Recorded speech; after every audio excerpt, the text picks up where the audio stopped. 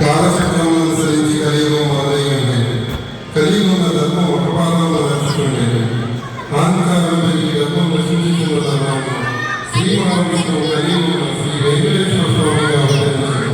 కలియుగ ప్రత్యక్ష దైవంగా అవతరించారు. ఓం నమో వెంకటేశాయ. శ్రీ వెంకటేశ్వర స్వామి దగ్గర అహంకారాన్ని అర్థం చేయడంతో మొదలవుతుంది.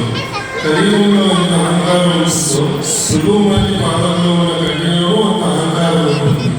భృగుమహర్షి పాదంలో ఉన్న గడ్డికి శ్రీ వెంకటేశ్వర స్వామికి ఏమి సంబంధం మనం ఇప్పుడు తెలుసుకుంటాం. మునివర్య, లోక కళ్యాణార్థం యాగం చేసినాము. ఈ యాగ ఫలాన్ని స్వీకరించండి. ఋషివర్య, యాగ ఫలం స్వీకరించే శక్తి నాకు లేదు. అది త్రిమూర్తులకు మాత్రమే ఉంది. నారాయణ నారాయణ. బ్రహ్మలోకమున కైలాసమున రంగపెట్టిన మహర్షి వైకుంఠములకు వెళ్ళేది.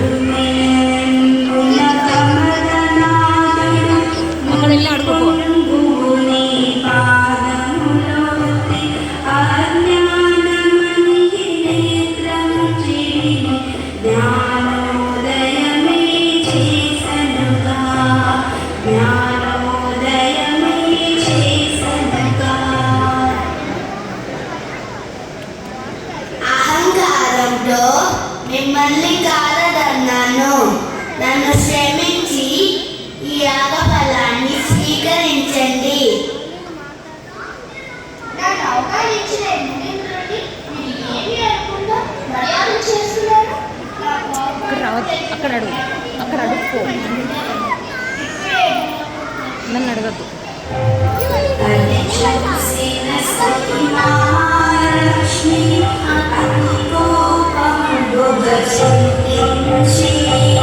Bye.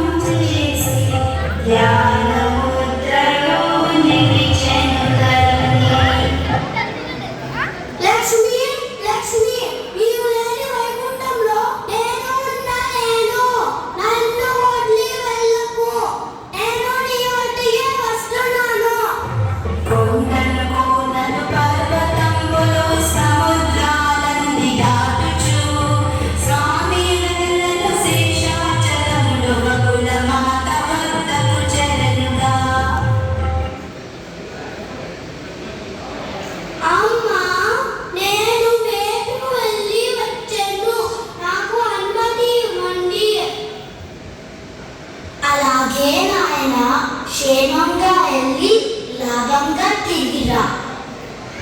శృంగారం నిష్ఠసకులతో జగద్రీడగా గడిపిన పద్మావతిని వేటకు వెళ్ళిన శ్రీనివాసుడు చూసి తన్మయుడయ్యాడు.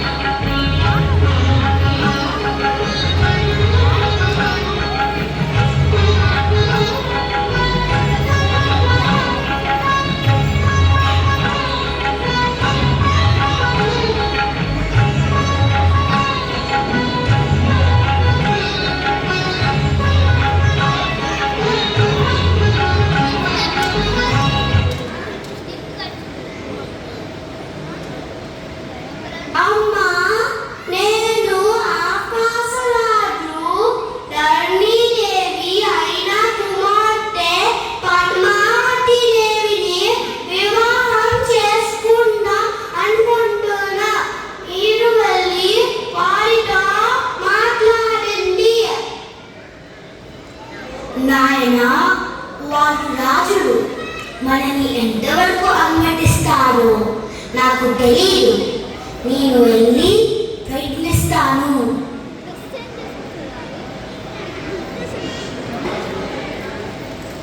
మహారాజా, నా కుమారుడు అయిన శ్రీనివాసుడు తమరి కుమార్తె అయిన పద్మావతిని కళ్యాణం చేసుకుంటామని అనుకుంటున్నాడు. తమరు అనుమతిస్తే వాళ్ళకి కళ్యాణం చేద్దాం. నా కుమారుడు ఎవరో కాదు, సాక్షాత్తు ఆ శ్రీహరి. అమ్మా, సాక్షాత్తు ఆ శ్రీహరి నా ఇంటి కన్నుకు వస్తానంటే ఎదురుగా కాదనను. ఒకసారి నా కుమార్తె అంగీకారం తెలుసుకుంటాను. మీరు వెళ్ళి మన అమ్మాయిని అడగండి.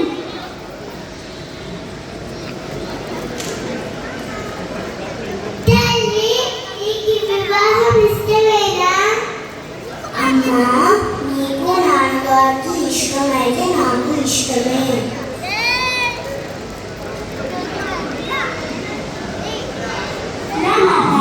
మాకు ఈ కళ్యాణం అంగీకారమే. శ్రీనివాసుని పెద్దవారితో తెలిసి ముల్లోకాలు సందర్శించింది. నారదుని స్వయంగా భూలోకానికి ఎదించి పెళ్లి పనులు జరిపించింది.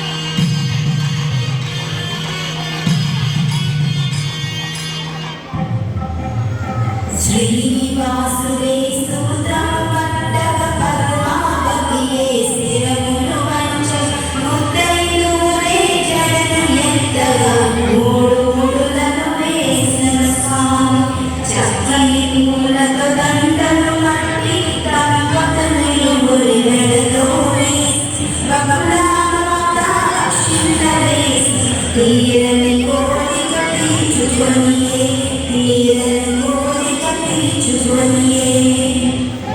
కొల్లాపురం లక్ష్మీదేవి నారాయణుని ధ్యానము చేయుచు ప్రవికుంఠమున వీవినందుకు పరిపరి విధముల పరితపించే ఆ సమయంబున నారదముని కొల్లాపురము అరుణించే.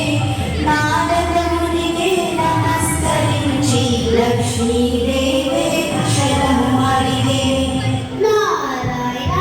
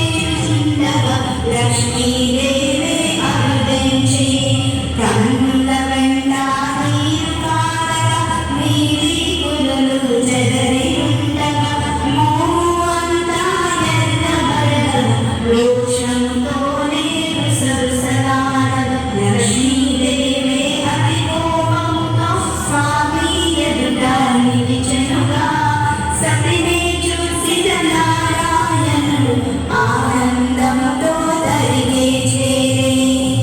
లక్ష్మి, నీవు ఎక్కడ ఉన్నావు? నీ వేడి వైకుంఠంలో నేను ఉండలేక నిన్నే తట్టుకుంటూ భూలోకానికి వచ్చాను. నీవు కానరాక పడి తప్పించిందని. చాలే నీ మాయమాటలు చుట్టూ నేను మోసపోయింది చాలు. నీ భార్యని నీవే అడగడం ముఖ్యం కాదా? అంతలోనే ఇంకొక పెళ్లి. ఏకపత్ని రథుడు అన్నావు. 6 గంటలు తిప్పావు. ద్వాపర యుగంలో నీవే పట్టణానికి అన్నావు. పాద పూజలు నాకు సాగులకు మాయా తెలియని దాని నువ్వే సర్వస్వం అనుకున్నాను. నాకు ఒక దారి చూపించి నీ ముందు దారి ఎవరో చెప్పు. ఏంటక్క ఎట్లా వచ్చావు? నువ్వు లేవని తెలిస్తే నేను స్వామిని వరించాను. శ్రీకాళుకమున వింత కోటెలు కోరి నీవే తెచ్చుకుంటివి. మంగళుని నీలలో కలదా లక్ష్మణ కీటుడు దాటాతమున వ్యాపరియుగమున వికసితముతో స్వామి తూగెను నీ కోసం.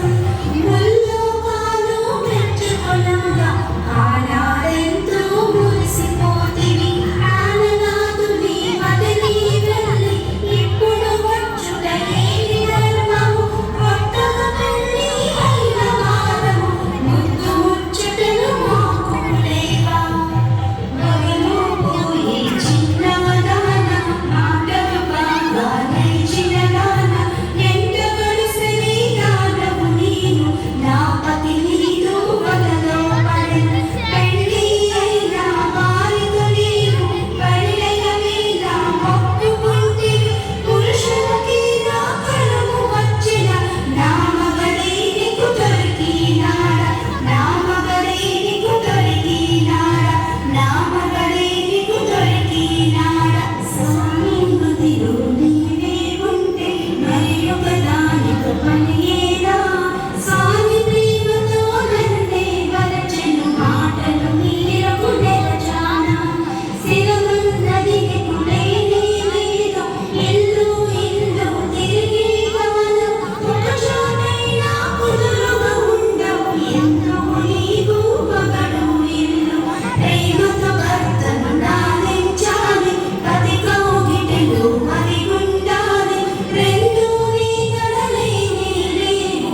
వచ్చిన దారిని మరలి పొమ్ము.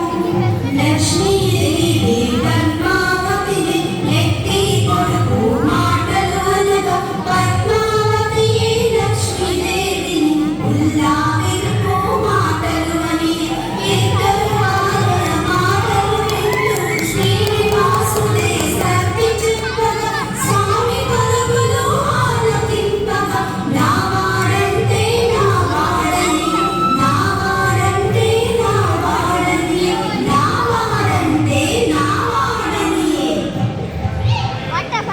ఇరువురికడు మానిలచిన స్వామి సతులకు సర్ది చెప్పలేక శ్రీనివాసుడు చిద్విలాసముని వెనకకు అడుగులు వేయసాగి మొదటి పాదము కట్టినంతని అంజనాద్రి అంజని గతించి రెండవ పాదము పెట్టినంతనే వృషభాద్రి ఎంతో ఆనందించి మూడవ అడుగు వేసినంతనే నీలాద్రి పదములు